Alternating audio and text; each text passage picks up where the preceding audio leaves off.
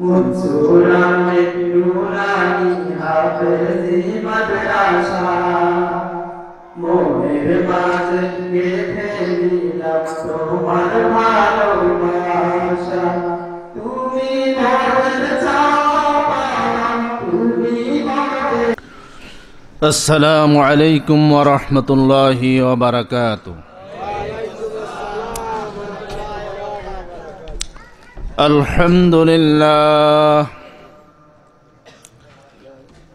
আলহামদুলিল্লাহ নাহমাদুহু ওয়া নাস্তাঈনুহু ওয়া নাস্তাগফিরুহু ওয়া নু'মিনু বিহি ওয়া নাতাওয়াক্কালু আলাইহি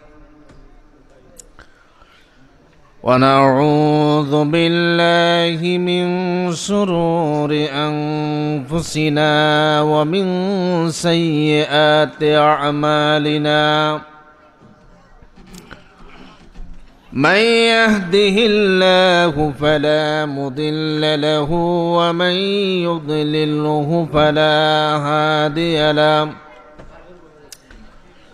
ونشهد أن لا إله إلا الله وحده لا شريك له ونشهد أن سيدنا وحبيبنا ومولانا محمدا عبده ورسوله فقد قال الله تعالى في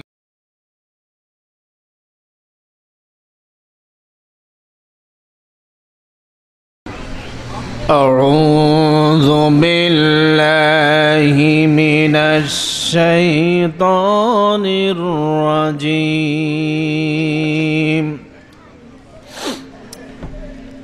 بسم الله الرحمن الرحيم ألف لام ميم غلبت الروم في أدنى الأرض وهم من بعد غلبهم سيغلبون في بضع سنين لله الأمر من قبل ومن بعد ويومئذ يفرح المؤمنون بنصر الله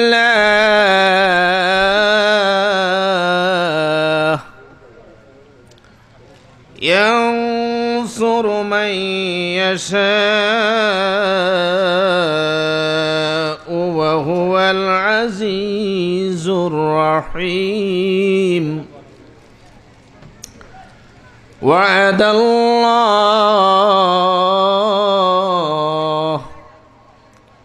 لا يخلف الله وعده ولكن أكثر الناس لا يعلمون إن الله وملائكته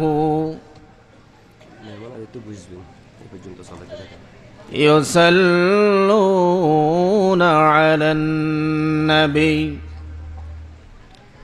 يا أيها الذين آمنوا صلوا عليه وسلموا تسليما اللهم صل على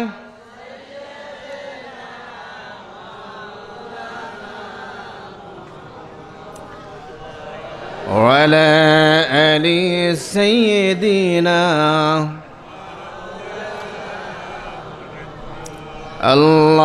اللهم صل على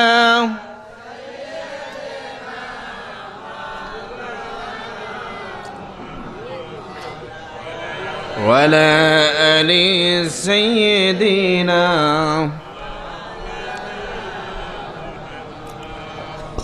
بلغ العلا بكماله كشف الدجى بجماله حسنت جميع خصاله صلوا عليه بلغ العلا بكماله كشف الدجى بجماله حسنت جميع خصاله صلوا عليه وآله আমি আপনাদের সামনে কোরআন শরীফের 21 পারা সূরা রুম মক্কায় অবতীর্ণ। এই সূরাটির প্রথম থেকে কয়েকটি আয়াত তেলাওয়াত করেছি। এই সূরাটি নাজিলের প্রেক্ষাপট হলো রাসূল করিম সাল্লাল্লাহু আলাইহি ওয়াসাল্লাম যখন পৃথিবীতে এসেছিলেন তার আগে এবং তখন গোটা পৃথিবী শাসন করত দুইটা শক্তি। কয়টা শক্তি? দুইটা শক্তি। একটা হচ্ছে ইরানি শাসন, আরেকটা হলো রোম সাম্রাজ্য, রোমকদের শাসন।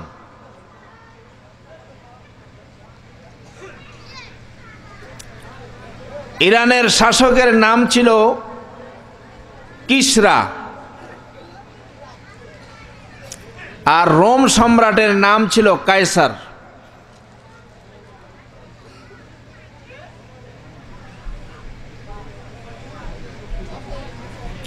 কায়সার এবং কিসরার রাজ সিংহাসন হুজুর সাল্লাল্লাহু আলাইহি ওয়াসাল্লাম বাইহাকি শুআইবুল ঈমান গ্রন্থের মধ্যে এসেছে।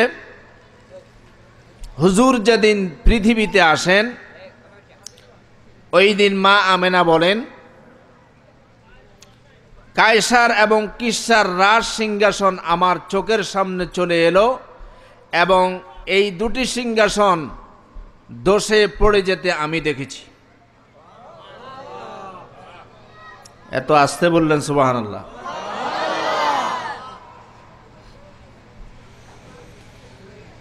আল্লাহ।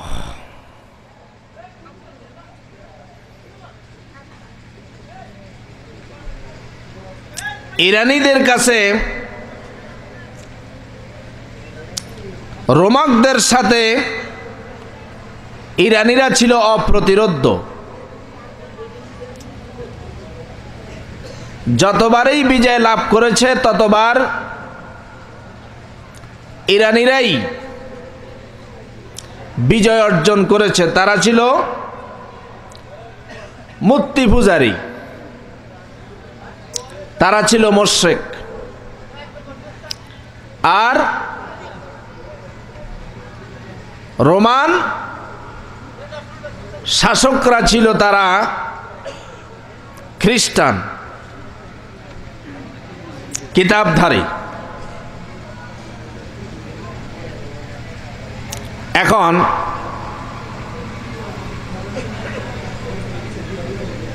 অবস্থা এমন বেগতিক হলো, রোমানদের শাসন ছিল মক্কা আল মুআজ্জামা থেকে দক্ষিণ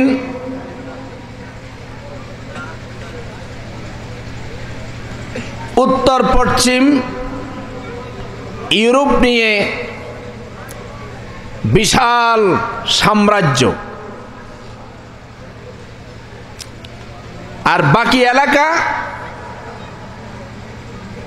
দক্ষিণ পূর্ব সাইড শাসন করত ইরানীরা। একের পর এক যুদ্ধ হতে হতে হতে হতে রোমানদের পবিত্র গির্জা পর্যন্ত এসে পৌঁছল ইরানিরা এবং এটাকে ভেঙে চুরমার করে দিল। এক একবার এক একটি এলাকা এক একটি রাজ্য জয় করতে করতে ইরানিরা রোমানদের কাছে চলে আসলো। অবস্থা এমন হলো যে বাদশা হেরাক্লিয়াস এখন তিউনিসিয়ায় পালাবার চিন্তা করতেছে। এমত অবস্থায় তিনি সমঝোতার একটা প্রস্তাব দেওয়ার পরে ইরানিরা বলল যে কোনো অবস্থাতেই সমঝোতা তো হবেই না, বাদশা হেরাক্লিয়াসের মাথা ছাড়া আমরা আর কোনো কিছুই বুঝি না, আমরা তার গর্দান নিয়ে নেব।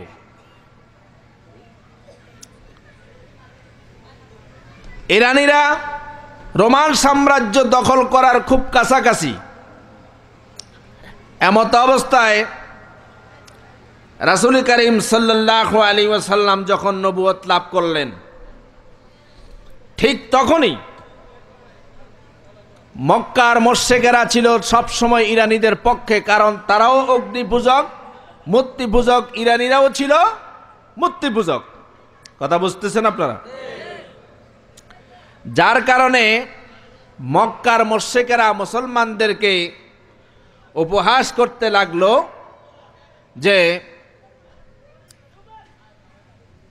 রোমানরা হচ্ছে কিতাবধারী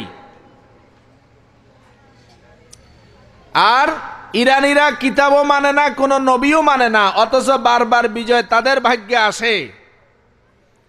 তাহলে সত্য এটাই যে কোনো কিতাবের দরকার নাই, কোনো নবী মানারও কোনো দরকার নাই, বারবার তো বিজয় ইরানীদের হচ্ছে।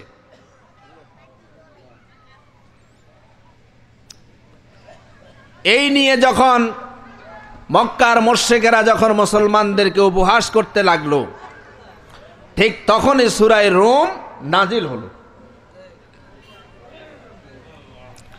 সূরা রূমের মধ্যে আল্লাহ পাক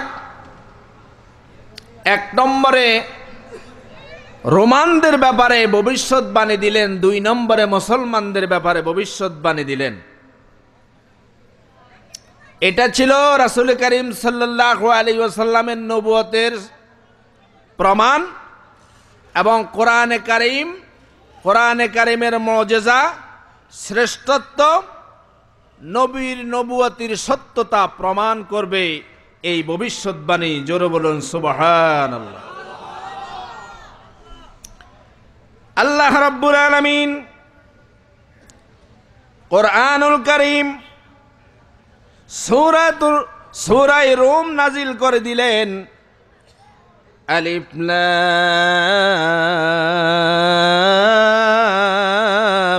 মিম গুলিবাতির রূম ফি আদনাল আরদি ওয়া হুম মিন বাদি গলাবিহিম সায়াগলিবুন। আলিফ লাম মিম এটি হরফে মুকাত্তাআত। গুলিবাতির রূম, রোমানরা তাদের নিকটবর্তী অঞ্চলে পরাজয় বরণ করেছে। ফি আদনাল আরদি ওয়া হুম মিন বাদি গলাবিহিম সায়াগলিবুন, কিন্তু এই পরাজয়ের পরে তারা বিজয় অর্জন করবে। সুবহানাল্লাহ বলুন। ফি বিদ'i সিনিন, বছর কয়েকের মধ্যে। লিল্লাহিল আমরু মিন ক্বাবলু ওয়া মিন বাদ, সমস্ত ক্ষমতা আল্লাহ পাকের, পূর্বে এবং পরে। ওয়া ইয়াউমাইযিন ইয়াফরাহুল মুমিনুন, সেই দিন মুসলমানরা আনন্দে উদ্ভাসিত হবে, মুসলমানরা সেই দিন আনন্দিত হবে। তাহলে এটা অতীত না ভবিষ্যৎ? রোমানরা পরাজয় বরণ করেছে, পরাজয় বরণ করার পরে তারা বিজয় অর্জন করবে, এটা ভবিষ্যৎ। তারা পরাজয় বরণ করেছে অতীত। আর ওয়ায়াউমাইদিন ইয়াফরাহুল মুমিনুন, মুসলমানরা বিজয় অর্জন করবে। কথা বুঝে আসেনি? মুসলমানরা বিজয় অর্জন করবে। মক্কাতে মুসলমানদের অবস্থা খুবই খারাপ। কালেমা পড়ার অপরাধে মুসলমানদের উপরে যখন নির্যাতনের স্টিম রোলার চালু হয়ে গেছে, এমত অবস্থায় রাসূল করিম সাল্লাল্লাহু আলাইহি ওয়াসাল্লাম মক্কা ছেড়ে রাতের অন্ধকারে কাবা শরীফের গিলাফ ধরে নবী চোখের পানি ছেড়ে ছেড়ে কেঁদেছিলেন, এরে বাইতুল্লাহ, আমার খুব ইচ্ছা ছিল তোকে সামনে নিয়ে আমার আল্লাহর কুদরতি কদমের সামনে সেজদা করব, কিন্তু তোর মালিক আমাকে অর্ডার দিয়েছে আজকে রাত্রেই আমাকে মদিনা চলে যেতে। আমি তো আর থাকতে পারলাম না। আল্লাহর নবী মদিনাতুল মুনাওয়ারায় গেলেন। একটি বছর যেতে না যেতেই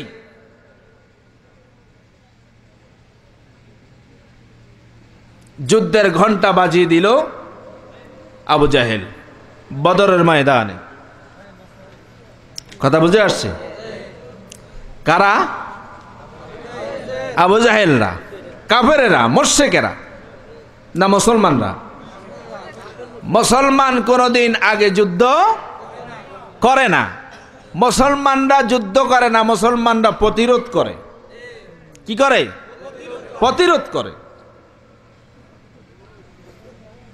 এবার আসুন এ কথা একটু পরে বলি। রোমানদের বিজয়ের ব্যাপারে তাদেরকে যে ভবিষ্যৎবাণী দেওয়া হলো, মক্কার মুশরিকেরা হাসাহাসি আরম্ভ করছে। এটা একটা কথা হইল? সমস্ত রাজ্যগুলি ইরানদের দখলে যেতে যেতে এখন বাদশাহ হেরাক্লিয়াসের রাজ সিংহাসন দখলে চলে যাচ্ছে, আর মুসলমানদের কোরআন বলতেছে যে রোমানরা বিজয় অর্জন করবে। এটা কি কোনো কথা হইল?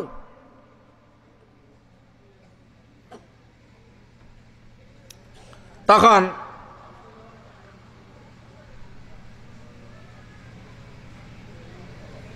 উবাই ইবনে খালফ, কাফেরদের এক লিডার, লিডার বুঝেন তো, নেতা। এখন এই নেতা হযরত আবু বকর রাদিয়াল্লাহু তাআলার সাথে বাজি ধরল। তখন পর্যন্ত বাজি হারাম ছিল না, যে যদি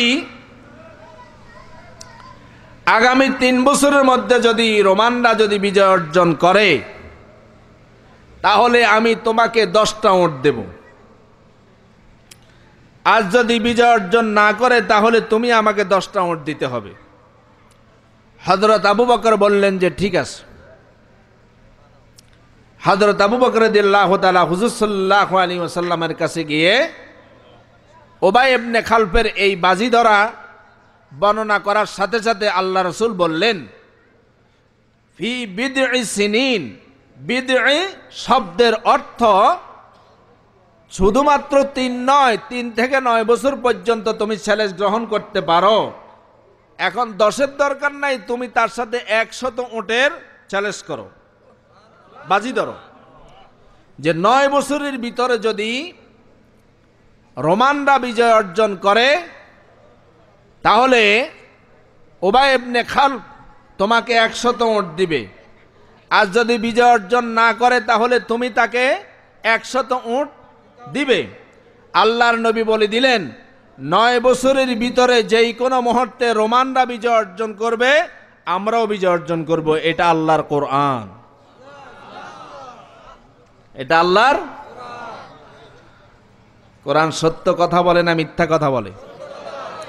কোরআন কি শুধু মুসলমানদের কথা বলে না, বিজাতির কথাও বলে? কোরআন শুধু মুসলমানদের জন্য পৃথিবীতে নাজিল হয় নাই, কোরআন নাজিল হয়েছে গোটা পৃথিবীর সর্বকালের সর্বযুগের সকল মানুষের জন্য। কোরআন হেদায়েতের গ্রন্থ হিসাবে মানুষের ভবিষ্যৎবাণী, মানুষের চিন্তা চেতনা, মানুষের দুরবস্থা, মানুষের অন্ধকারের অবস্থা, মানুষের নাজাতের অবস্থা বলে দিবে কোরআন। কথা ঠিক কিনা? আজ কোরআনের বিরোধিতা যাই কিছু করা হোক না কেন, গোটা পৃথিবীতে 24টি ঘন্টা কোরআন শরীফ তেলাওয়াত আছে না নাই? কোরআন শরীফের এই আলো কি নিবানো সম্ভব? কখনোই সম্ভব নয়। হযরত আবু বকর রাদিয়াল্লাহু তাআলা উবাই ইবনে খালফ যখন এই প্রস্তাব দিলেন, উবাই ইবনে খালফ আনন্দ চিত্তে তা মেনে নিলেন যে আমি তো আগে পেতাম তো 10, এখন পাবো 100 ওট, অসুবিধার কিছু নেই, অসুবিধার কিছু নেই। 7 বছরের মাথায়, কত বছর? 7 বছরের মাথায় তাফসিরে তাওজিহুল কোরআন, 7 বছরের মাথায় রোমানরা বিজয় অর্জন করলো। এমন ভাবে পিছন দিক থেকে রোমান সৈন্যরা ইরানীদেরকে আক্রমণ করলো, সমস্ত সৈন্যগুলি ধ্বংস হয়ে গেল। রোমানরা বিজয় অর্জন করলো। রোমানরা ছিল খ্রিস্টান, তাদের ভবিষ্যৎবাণী এ কোরআন বলে দিচ্ছে। আল্লাহু আকবার, আল্লাহু আকবার। তাদের ভবিষ্যৎবাণী, তাদের বিজয়ের কথা কে বলে দিল? কোরআন বলে দিল। কোরআন সকলের অধিকারের কথা বলে না? বলে না? সকল মানুষের অধিকারের কথা বলে, শ্রমিকের কথা বলে, কৃষকের কথা বলে, মেহনতি জনতার কথা বলে, পারিবারিক সমস্যার সমাধানের কথা বলে, সামাজিক সমস্যার সমাধানের কথা বলে, রাষ্ট্রীয় সমস্যা সমাধানের কথা বলে, পররাষ্ট্রনীতির সমস্যা সমাধানের কথা বলে। কোরআন পাওয়ারফুল, কোরআন is a complete code of life. কোরআন হচ্ছে পরিপূর্ণ একটা জীবন ব্যবস্থা। কোরআন এটা শুধুমাত্র তেলাওয়াতের জন্য নয়। সুবহানাল্লাহ। তেলাওয়াত তো করবই, কোরআন অনুযায়ী নিজের জীবনকে, ব্যক্তি, পরিবারের, সমাজ ও রাষ্ট্র চালাবার জন্য পৃথিবীতে কোরআন শরীফ এসেছে। কথা ঠিক কিনা?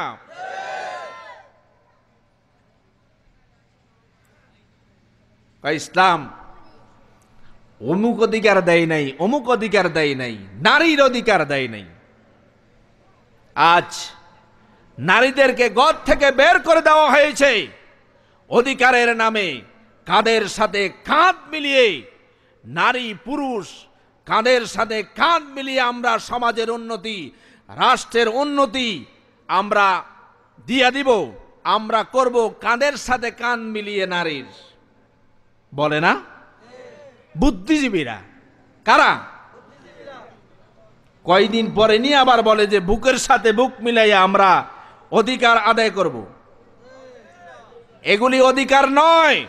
নারীদেরকে ঘরে রেখে, মহলে রেখে ইসলাম যে অধিকার দিয়েছে, আল্লাহর কসম পৃথিবীর কোন রাষ্ট্র ব্যবস্থা, পৃথিবীর কোন মানবাধিকার সংগঠন এই অধিকার দিতে পারবে না। কথা ঠিক কিনা? আসলে উদ্দেশ্য নারীর অধিকার নয়, নারীর ক্ষমতায়ন নয়, নারীদেরকে ভোগ করা, নারীদেরকে বেপর্দা করা, নির্লজ্জ করে ঘর থেকে বের করে দেওয়ার এই হীন ষড়যন্ত্র একমাত্র পরাশক্তি থেকে এসেছে, দুনিয়ার সাম্রাজ্যবাদী কাফের মুশরিকদের থেকে এসেছে। এটা মুসলমানদের পক্ষ থেকে আসে নাই। সারাদিন শিয়াল ক্ষুধার্ত, কোনো খানা পায় নাই, নদীর ঘাটে যাইয়া দেখে গর্তের ভিতরে কাঁকড়া একটা। কাঁকড়া বুঝেন? কাঁকড়া একটা। তো শিয়াল কয়, সারাদিন আমি শিকার করে কিছুই পাইলাম না, পাইলাম তো একটা অন্তত কাঁকড়া। বহু চেষ্টা করলো, গর্তের চতুর্দিকে আনাগোনা করলো, কিন্তু কাঁকড়া বের করা যায় না। তো গর্তের মুখে যাইয়া কাঁকড়াকে একটা গান শোনাইয়া দিল। কথা বুঝে আসেনি?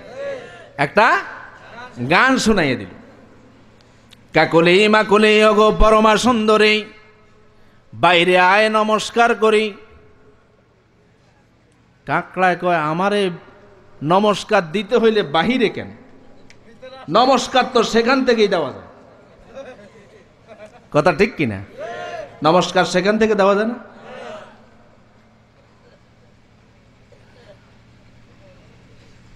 নমস্কার উদ্দেশ্য নয়, নারীদের কল্যাণ উদ্দেশ্য নয়, মতলব খারাপ। ঠিক কিনা? কাকড়ায় কয়, আমি বুঝছি তোর নাটামে। কাকড়ায় কয়,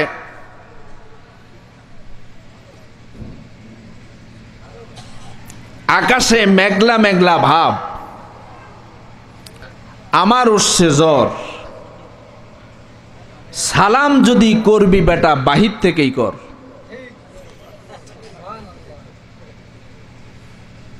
সালাম উদ্দেশ্য না বাটপার? নারীদেরকে ক্ষমতা দেওয়া উদ্দেশ্য নয়, ঘর থেকে বাহির করিয়া নয়। যদি ক্ষমতা দিতে হয় ঘরের ভিতরে অধিকার দিয়ে দাও।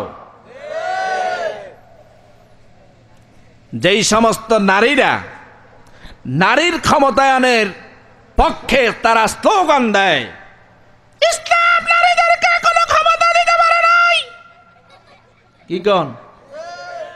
এরা যদি, আল্লাহর কসম করে বলি, এরা যদি বুঝতো, কোরআনকে যদি অধ্যয়ন করত, এরা যদি বুঝতো, তাহলে এরা আন্দোলন করত যে ইসলাম আমাদেরকে যে অধিকার দিয়েছে, আল্লাহর নবী যে অধিকার দিয়েছে, সেই অধিকার আমাদেরকে ফিরিয়ে দাও। মুসলমানদের চরিত্র নষ্ট করার জন্য, মুসলমানদের চরিত্র নষ্ট করার জন্য এই হীন ষড়যন্ত্র, এই শান্তির বাণী এরা শোনানোর উদ্দেশ্য নয়, নারীদেরকে ভোগ করা উদ্দেশ্য। এদের চরিত্র নাই, এদের বিবাহ নাই। মুসলমানদের সামাজিকতা, মুসলমানদের আধ্যাত্মিকতা নষ্ট করাই হচ্ছে এদের মূল উদ্দেশ্য।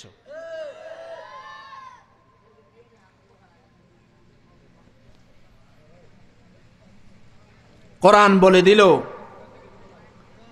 রোমানদের বিজয়ের কথা, বিজয় অর্জন হয়ে গেল, আলহামদুলিল্লাহ বলেন। এইদিকে মুসলমানরা বড় নির্যাতিত। রাসূল মক্কা ছেড়ে রাতের অন্ধকারে মদিনায় আসলেন, ইয়াসরেবে। মদিনার সাবেক নাম ছিল ইয়াসরেব। মদিনায় ওটের পিঠ থেকে নামার আগে আগে ওটের চতুর্দিকে বেষ্টন করে ছোট্ট ছোট্ট ছেলে মেয়েরা আমার নবীর ওটকে গ্রাও করে ফেলেছে। সেই দিন তারা একটা কবিতা আবৃত্তি করেছিল, বলবো? মদিনার ছোট্ট ছোট্ট ছেলে মেয়েরা আল্লাহর হাবিবের চেহারা দেখে আনন্দে উদ্ভাসিত, আনন্দে উদ্বেল হয়ে গেল।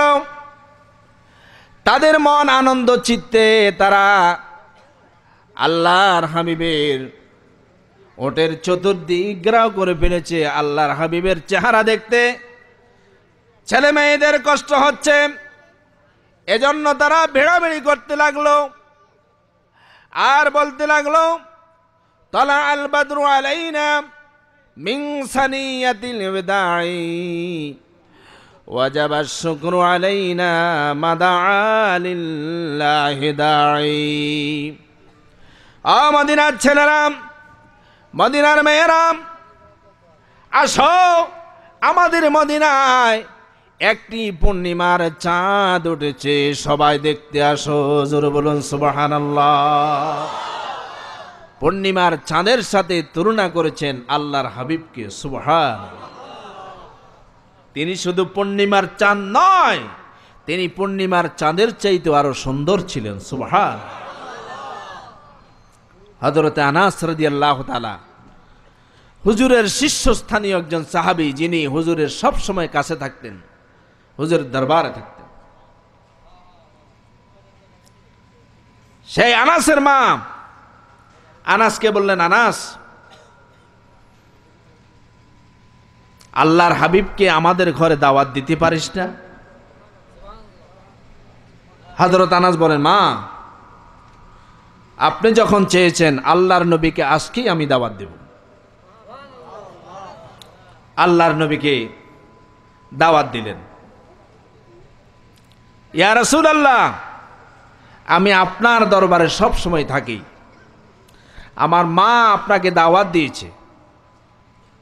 হুজুর বললেন, যাও, আমি এশার নামাজের পরেই তোমাদের বাড়িতে দাওয়াত গ্রহণ করলাম। আল্লাহর নবী চলে গেলেন হযরত আনাসের ঘরে।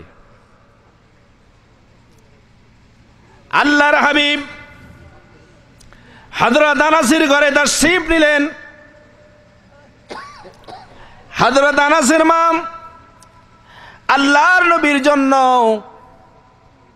খানা তৈরি করে রেখে দিয়েছেন, কিন্তু খাওয়া বন্টন শুরু করে না। একবার আল্লাহর হাবিবের চেহারার দিকে তাকায়, আর একবার পূর্ণিমার চাঁদের দিকে তাকায়, কারণ সেই দিন ছিল পূর্ণিমার চাঁদের রাত্রি। একবার নবীর চেহারার দিকে তাকায়, আর একবার পূর্ণিমার চাঁদের দিকে তাকায়। হযরত আনাস রাদিয়াল্লাহু তাআলা যখন এই অবস্থা দেখে, মা একবার উকিঝুঁকি মারতেছে চাঁদের দিকে, আবার উকিঝুঁকি মারতেছে নবীজির চেহারার দিকে। হযরত আনাস বলে, মা, মা, একবার পূর্ণিমার চাঁদের দিকে তাকাও,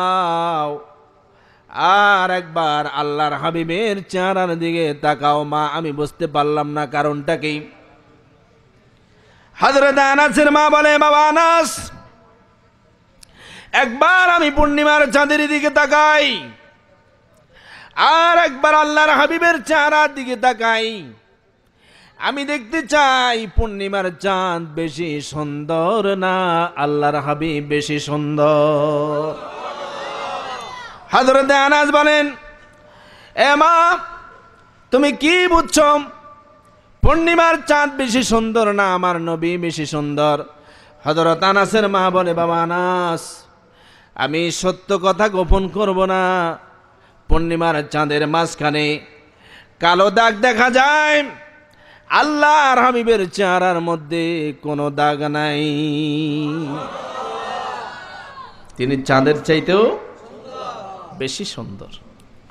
হযরত আয়েশা বলেন, মিশরের যে সমস্ত সুন্দরী রামণীরা ইউসুফ নবীর চেহারা এক নজর দেখে লেবু কাটতে কাটতে তারা তাদের হাতের আঙ্গুল কেটে ফেলেছিল। ওরা যদি আমার নবী বিশ্ব নবী মুহাম্মদুর রাসূলুল্লাহ সাল্লাল্লাহু আলাইহি ওয়াসাল্লামকে দেখতেন, তারা হাত কাটতে কাটতে শুধু হাত নয় করে যা কেটে ফেলে দিতেন, তারা টের পেত না। আমি বলতেছিলাম, আল্লাহর নবী মদিনায় তাশরীফ আনলেন। একটি বছর যেতে না যেতে বদরের ময়দানে যুদ্ধের ঘণ্টা বাজিয়ে দিয়েছে আবু জাহেল, সেনাপতি, কমান্ডার ইন চিফ। আল্লাহর নবী সৈন্য রিক্রুট করলেন। কাফের বেঈমানেরা যুদ্ধের ডাক দিয়েছে, মুসলমানদের মধ্যে কে আছো আমাদের সাথে যুদ্ধ করার জন্য? আমরা তৈরি হয়ে আছি। আবু সুফিয়ান মদিনার অদূরে সিরিয়া থেকে 50 জনের কাফিলা নিয়ে আবার কুরাইশদের সাথে যুদ্ধের মধ্যে অংশগ্রহণ করলো। আল্লাহর নবী সৈন্য রিক্রুট করলেন, সৈন্য ভর্তি করলেন। 311 জন 311 জন সাহাবী রিক্রুট করলেন। আল্লাহর নবী বলেন, তোমাদের মধ্যে আর কে আছে যুদ্ধে অংশগ্রহণ করবে? ছোট্ট ছোট্ট দুটি বালক আল্লাহর হাবিবের কাছে প্রস্তাব দিয়েছেন, ইয়া রাসূলুল্লাহ, আমরা 2 ভাই অংশগ্রহণ করব। নবীজি বলেন, তোমরা বালক মানুষ, ছোট্ট মানুষ, তোমরা কেন যুদ্ধে অংশগ্রহণ করবে? ছোট্ট বালক, একজনের বয়স 12 বছর আর একজনের বয়স 14 বছর। তারা দুইজনে বলে, ইয়া রাসূলুল্লাহ, শুনেছি মক্কাতে কাফির বেঈমানেরা অনেক নির্যাতন করেছে, অনেক অত্যাচার করেছে। মদিনায় একটু আপনি আরামে ঘুমাবেন তাও দিচ্ছে না জাহেলের জাতেরা। বদরের ময়দানে সে যুদ্ধের ঘণ্টা বাজিয়ে দিয়েছে। ইয়া রাসূলুল্লাহ, আমাদেরকে অনুমতি দেন, আমাদেরকে যুদ্ধের পারমিশন দিয়ে দেন। আমরা আবু জাহেলের থেকে প্রতিশোধ নিব। আবু জাহেল আপনার মাথায় পাথর মেরেছিল, আবু জাহেল থেকে আমরা প্রতিশোধ নিয়ে নিব। আল্লাহর নবীর চোখের কোঠায় পানি এসে গেল। কোরআনকে বিজয় করার জন্য, ইসলামকে বিজয় করার জন্য, ছোট্ট বালক তোমরা ইসলামকে প্রতিষ্ঠা করার জন্য এভাবে তোমরা এগিয়ে এসেছো। ঠিক আছে, তোমরা মাপকাঠিতে দাঁড়াও। মাপকাঠিতে দাঁড় করালেন আল্লাহর নবী। মাপকাঠিতে দাঁড় করানোর পরে এবার বড় ভাই টিকেছে, ছোট ভাই টিকে নাই।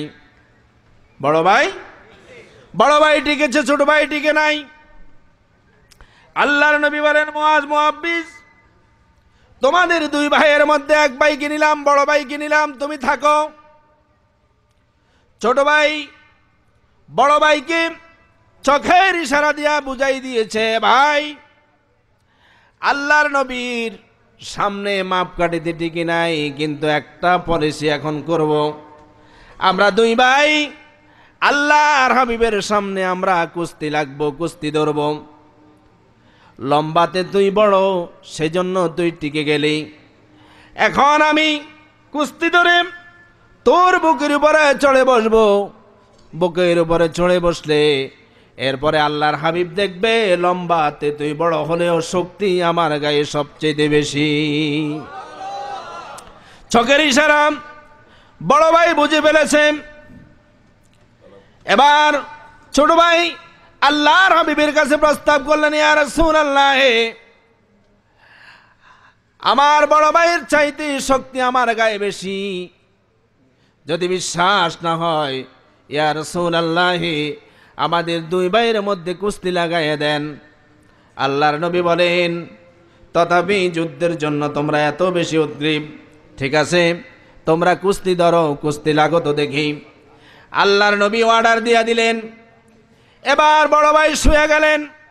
ছোট ভাই বড় ভাইয়ের বুকের উপরে বসে বললেন, ইয়া রাসূলুল্লাহ, দেখলেন আমি আমার বড় ভাইকে পরাস্ত করে মাটির মধ্যে শোয়া দিয়েছি। জোরে বলুন সুবহানাল্লাহ। আল্লাহর নবী তাদেরকে ভর্তি করে দিলেন। যুদ্ধের ঘণ্টা বেজে গেল। যুদ্ধের ঘণ্টা বেজে গেল। বীর বিক্রমে যুদ্ধ শুরু হয়ে গেল। কাফির বেঈমানেরা একদিকে, মুসলমানরা একদিকে। কাফিরদের সংখ্যা ছিল 1000, মুসলমানদের সংখ্যা ছিল মাত্র 313 জন। কত জন বলেন? 313 জন সাহাবী নিয়ে আল্লাহর হাবিব কাফির বেঈমানদের সাথে যুদ্ধ করলেন। আল্লাহর নবী বললেন, আমি গেল রাত্রে স্বপ্নে দেখেছি কাফেরদের শক্তি কম, তারা সংখ্যায় কম। সুতরাং ও মুসলমানেরা, তোমরা যুদ্ধ শুরু করে দাও। এই মুহূর্তে আল্লাহ রাব্বুল আলামিন আমার কাছে খবর পাঠিয়েছেন, ইয তাস্তাগীথুনা রাব্বাকুম ফাস্তাজাবা লাকুম আন্নী মুমিদ্দুকুম বিআলফিম মিনাল মালাইকাতি মুরদিফিন। বদর যুদ্ধ করার জন্য আমি 1000 ফেরেশতা পাঠাই দিলাম। জোরে বলুন সুবহানাল্লাহ।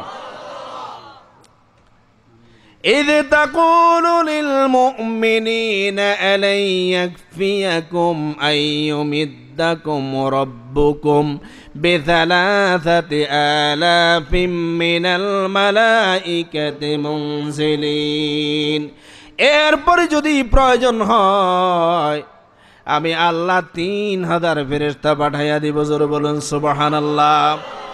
বালা ইন তাসবিরু ওয়া তাত্তাকু ওয়া ইয়াতুকুম মিন ফাওরিহিম হাদা ইউমদিদুকুম রাব্বুকুম বিখামসাতি আলাফিম মিনাল মালাইকাতি মুসাউমিমিন। এরপরে যদি প্রয়োজন হয় তোমরা যদি ধৈর্য সহকারে যদি তোমরা যুদ্ধ চালাই নিতে পারো আমি আল্লাহ তোমাদের জন্য 5000 ফেরেশতা পাঠাইয়া দিব। জোরে বলুন সুবহানাল্লাহ। ওমা জাআলাহুল্লাহু ইল্লা বুশরা লাকুম ওয়া লিতাতমাইন্না কুলুবুকুম। আল্লাহ রাব্বুল আলামিন বলেন, ও মুসলমানেরা, ইচ্ছে করলে আমি আল্লাহ 2 জন ফেরেশতা দিয়ে বদরকে বিজয় এনে দিতে পারি। 2 জন ফেরেশতা যদি পিটানি আরম্ভ করে কাফের বেঈমানেরা সব ধূলিসাৎ হয়ে যাবে। আমি এজন্য প্রথমে 1000 ফেরেশতার সংবাদ দিলাম, এরপরে 3000 ফেরেশতার সংবাদ দিলাম, এরপরে 5000 ফেরেশতার সংবাদ দিলাম। ওমা জাআলাহুল্লাহু ইল্লা বুশরা লাকুম, তোমাদের যেন মনটা বড় হয়ে যায়, তোমাদের জন্য আত্মবিশ্বাস জমে যায়। ওয়ালিতাতমাইন্না কুলুবুকুম বিহি, তোমাদের মনোবল যেন দৃঢ় থাকে, তোমাদের মন যেন সংকীর্ণ না হয়। এজন্য আমি আল্লাহ স্তরে স্তরে তোমাদেরকে সুসংবাদ দিয়ে দিয়েছি। জোরে বলুন সুবহানাল্লাহ। ওয়ালাকাদ নাসারাকুমুল্লাহু বিবাদরি ওয়া আনতুম আদিল্লা ফাত্তাকুল্লাহা লাআল্লাকুম তাশকুরুন। আল্লাহ বলেন, বিজয় এনে দিয়েছি, বিজয় আমি তোমাদেরকে দিয়া দিলাম, বিজয় তোমাদেরকে দিয়া দিলাম যাতে করে তোমরা আমি আল্লাহর কৃতজ্ঞ বান্দা হয়ে থাকতে পারো। জোরে বলুন সুবহানাল্লাহ। وَيُنَزِّلُ عَلَيْكُم مِّنَ السَّمَاءِ مَاءً لِيُطَهِّرَكُم بِهِ وَيُذْهِبَ قُلُوبَكُمْ।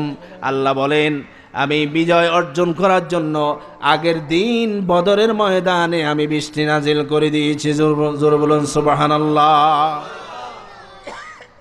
وَيُنَزِّلُ عَلَيْكُم مِّنَ السَّمَاءِ مَاءً لِيُطَهِّرَكُم بِهِ وَيُذْهِبَ عَنكُم।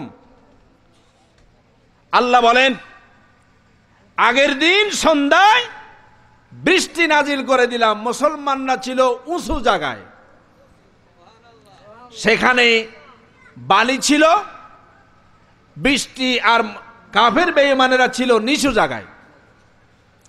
উপর থেকে পানি পড়ে নিচে প্যাক কাদা ভরে গেছে। সুবহানাল্লাহ বলেন। আর উপরে বালিগুলি শক্ত হয়ে পানি আর এখানে নাই, মুসলমানরা মজবুত হয়ে দাঁড়িয়ে আছে। সুবহানাল্লাহ। বীর বিক্রমে যুদ্ধ চলতে লাগলো। আবু জাহেল সেনাপতি ঘোড়ার পৃষ্ঠে বসে,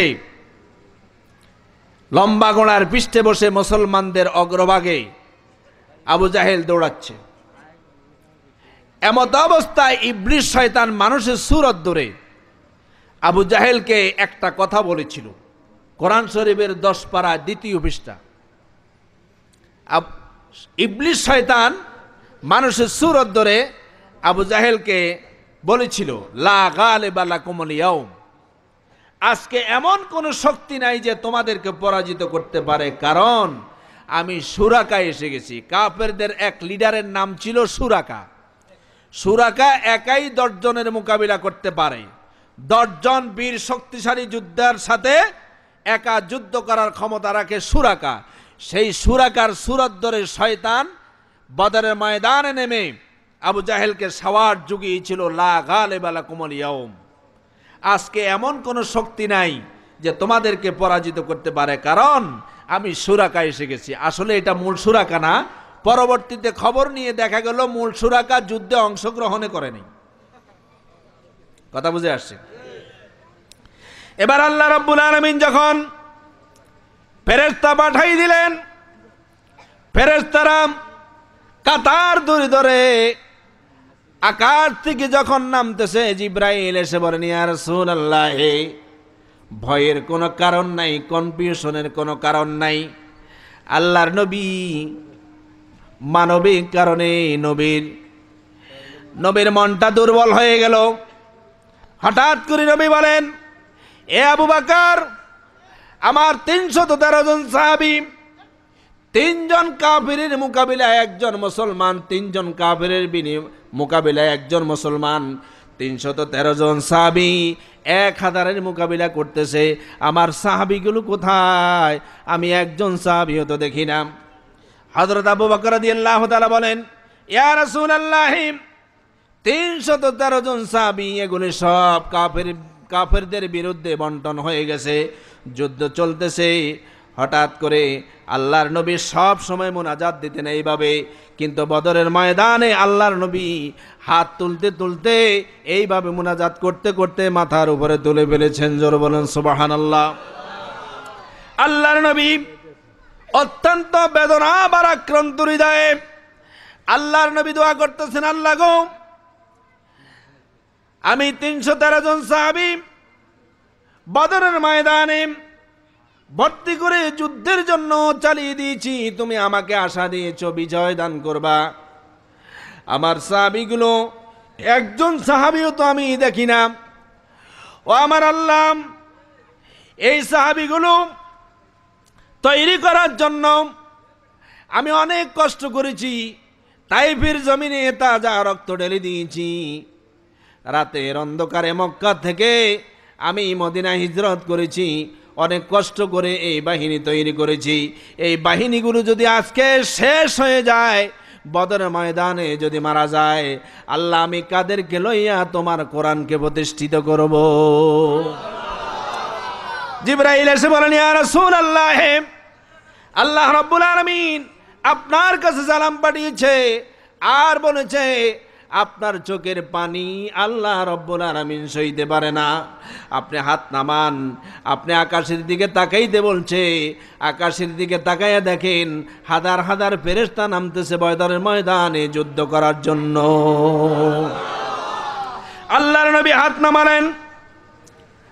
আল্লাহর নবী বলেন, আমি আকাশের দিকে তাকাইয়া দেখি কাতার ধরে ধরে ফেরেশতা নামতেছে।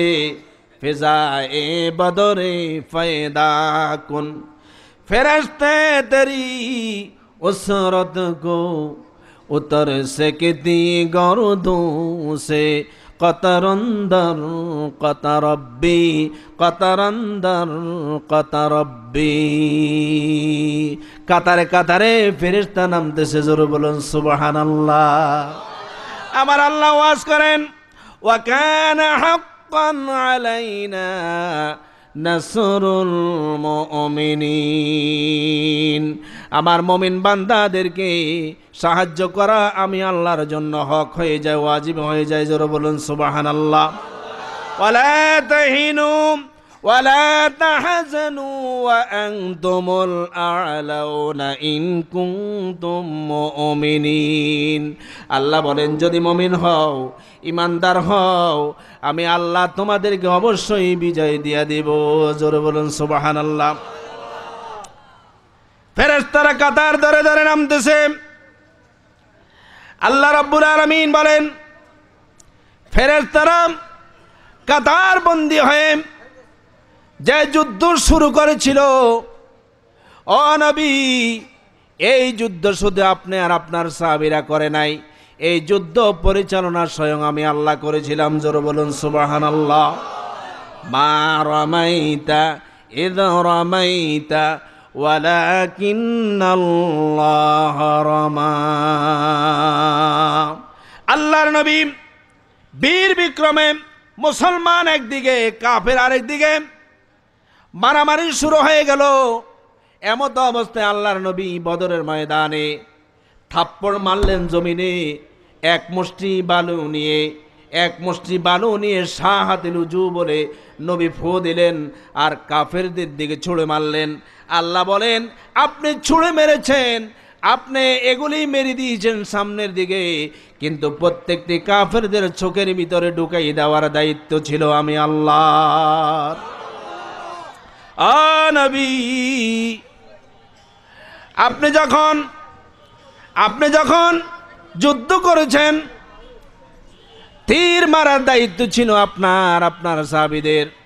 প্রত্যেকটা তীরগুলি কাফের বেঈমানদের সিনার মধ্যে ঢুকাই দেওয়ার দায়িত্ব ছিল আমি আল্লাহর। যাই হোক,